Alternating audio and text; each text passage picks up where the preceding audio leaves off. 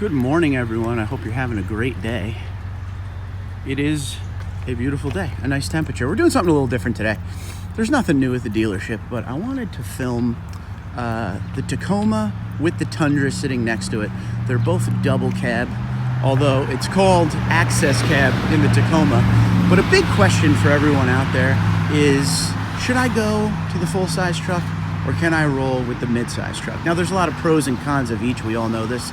The full-size truck is going to give you a lot more capability, and in my opinion, full-size is always the way to go, but it really comes down to your wants and needs. I mean, you're never going to have a problem doing, the everyday stuff with this truck, and I mean, like, you could tow a large boat, a camper, and that's what's great about this one.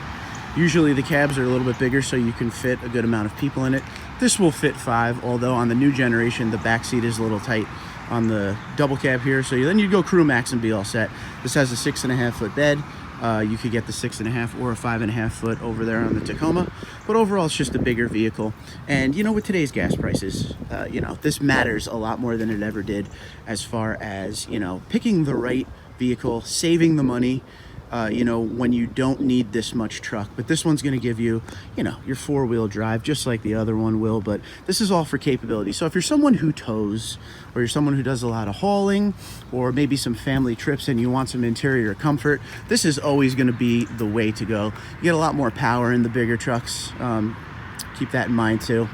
And don't get me wrong, there's nothing slow about a Tacoma at all. 3.5 liter V6. This one's a 3.5 liter V6 twin turbo. So there you have it. But let's take a look at this. As you can see, the access cab on this one, it's like a clamshell door situation. You're not going to fit much back here. It's going to be maybe very tiny kids and, some equipment. But again, you're going to save a lot of money on fuel with this. And if you're a weekend warrior, maybe you go to Lowe's, do a little landscaping at home, nothing crazy, nothing industrial. This is going to be the way to go. This is the 6.5 foot bed that comes with the access cab. And then the biggest difference here is, I'm going to show you the price tag, and we could see, and I'm not really worried about markups because markups change. They go away. There are, MSRP dealers out there. So we're going to take a look at these two price tags and see where we're at. Don't forget, Tacoma is the #1 selling midsize truck in America, and it's been for a long, long time. Over there, I'm going to zoom in on it. That is a double cab for the Tacoma, which would be comparable to the Crew Max on the Tundra, and you could fit 5 adults in there, no problem. So keep that in mind.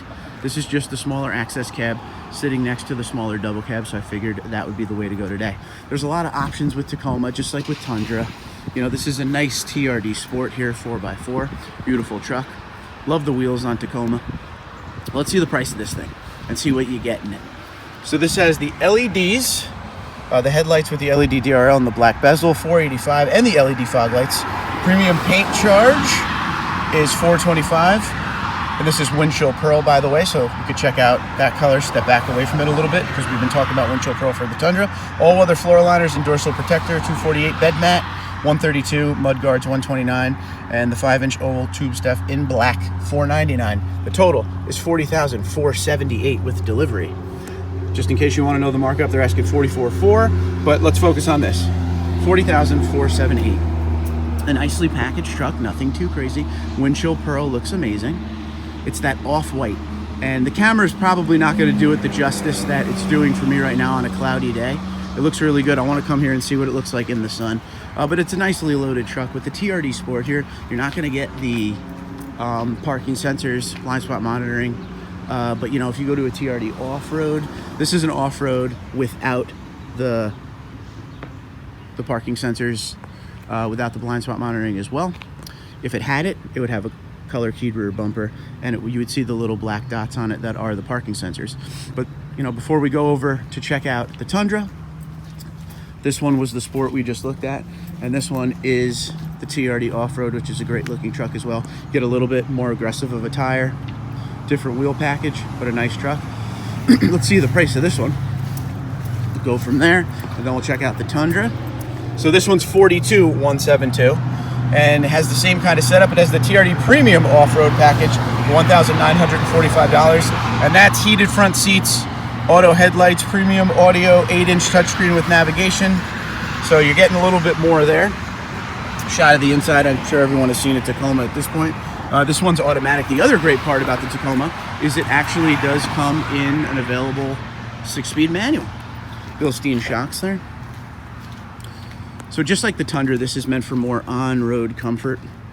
And this is your, light trails, nothing too crazy. Shock package like the Bilstein package with the TRD off-roads.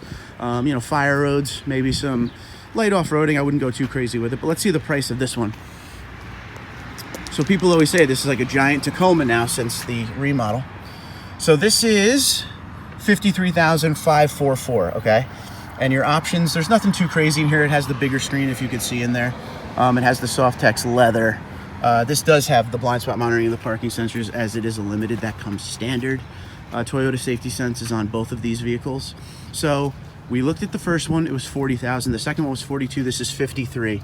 So in saving 13 to 11 grand, that's the best part about shopping around and taking your time and doing the research. Do you need this amount of truck?